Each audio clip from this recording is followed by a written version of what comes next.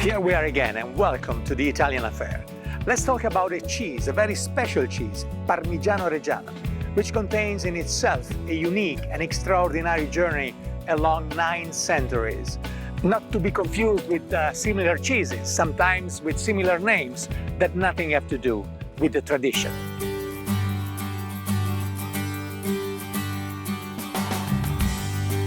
The history of the hombre-fare way, everything happened in the middle of the 70s, when my father Umberto decided to buy this small farm.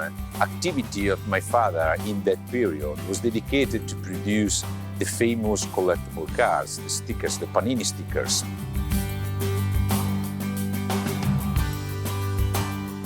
When in 1989 the factory has been sold, my father started to be a farmer, and then we decided to set up and transform this farm following his personal idea about the Parmigiano Reggiano cheese. First of all, he wants to start to be an independent producer. It was necessary to start a cycle-closed loop just for the fodder and feed the cows.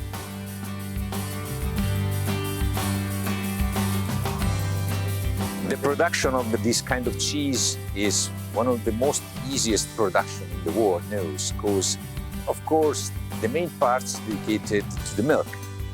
It's necessary to use the milk. Filling the boilers with a solution of whole and skim milk, and then the cheesemaker Luciano, our great cheesemaker, he used to introduce the other 2 ingredients needed.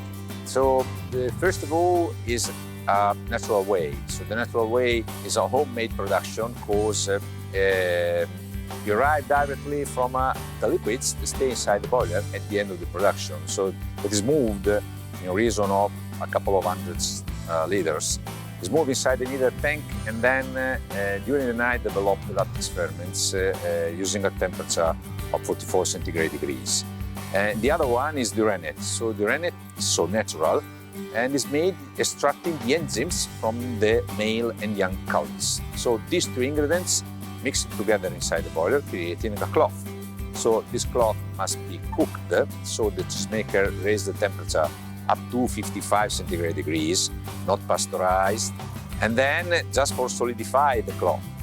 When the mass of cloth is solid, the cheesemaker stopped to cooking it and broke the mass using a special instrument called spino, and reduced them into small pieces. This is usually are sized like beans or something like this. These pieces fall down from the mass of curd, fall down in the bottom of the boiler, and stick them together, creating a unique big and large mass of curd. This mass must be removed from the boiler, is divided in 2. Each part is put inside a special plastic and rounded case. So this is the way for create the Parmesan cheese. After this, every will spend the next 3 days off inside different cases, and then the first 2 are made in plastic, the third is made by steel. In particular, the third has got a rounded shape, rounded profile, so because it's needed to create the final shape of the cheese. And then next 3 days for the brine process. So the brine process is made using 25 kilos of salt every 100 liters of water. So this kind of process, brine process, is basically needed for create 3 important things around the wheel. First of all, in contact with the salt, the wheel create the crust from outside. Second, salt is needed for decrease the weight, the humidity inside. Third, salt is needed for disinfect and clean the wheel. After 25, 26 days, the wheels come here inside this warehouse, special warehouse, and then they start this long aged period. That usually takes, in case of Ombre Farm, maximum 3 years. Ombre Farm has got the organic certification since 1994. Here at Ombre Farm, my father Umberto has got the opportunities to start a very important and great collection about the motor engines. The great opportunities arrived in 1996 when my father, like each other, of course, was involved to forsake the Maserati collection. The collection of Maserati cars went back here in Modena and has been displayed here at Ombre Farm. And is another great opportunity to visit us, of course, because we introduce two great and main traditions of our lands, of our territory, food and engine. So slow food, fast car. My name is Fabio Massimo Bonini, and I'm in love with everything that is Italian. With the Italian affair, from yacht to cars, fashion to furnishing, and cooking to music. I will take you with me on a fascinating journey in search of Italian style around the world.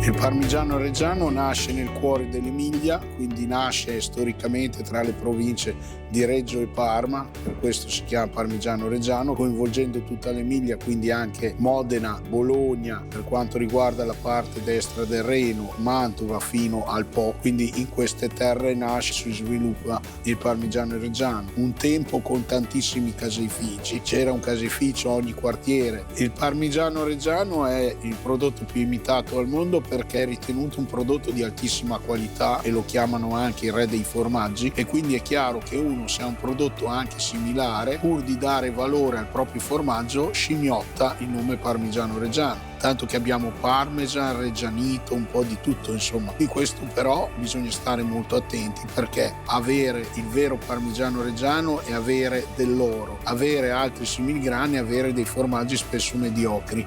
Per proteggere il formaggio Parmigiano Reggiano, chiaramente i caseifici si sono associati attraverso un consorzio di tutela. Questo consorzio di tutela è detentore dei marchi DOP, autoregola la produzione, quindi gli stessi consorziati votano all'interno del consorzio un disciplinario di produzione che ne stabilisce i limiti e ne tutela la qualità, e quindi questo è l'elemento molto importante. In più il consorzio fa anche quelle operazioni di verifica che il Parmigiano Reggiano prodotto corrisponda agli standard del disciplinare. Il Parmigiano ha un altro marchio importante che ne dà la carta di identità, che è la placca di caseina. C'è un numero univoco su ogni forma che in pratica è della stessa sostanza della crosta stessa, cioè la caseina, che viene applicato su ogni forma, ha un numero univoco che fino a che la forma non viene tagliata dà la rintracciabilità completa del prodotto, quindi si risale da quel numero lì alla forma, al giorno in cui è stata prodotta, al caseificio in cui è stato prodotto. La cooperativa casearia castelnovese è nata nel 1960, era un piccolo caseificio, poi in 58 anni di storia si è evoluto e quindi ha fatto 20 fusioni con altrettanti piccoli caseifici e ha creato oggi un'importante realtà che è composta da 100 soci, 30 dipendenti, produce circa 80.000 forme e trasforma 440.000 quintali di latte conferite da questi 100 stalle. Il consorzio del Parmigiano Reggiano ha 330 caseifici attivi oggi nelle province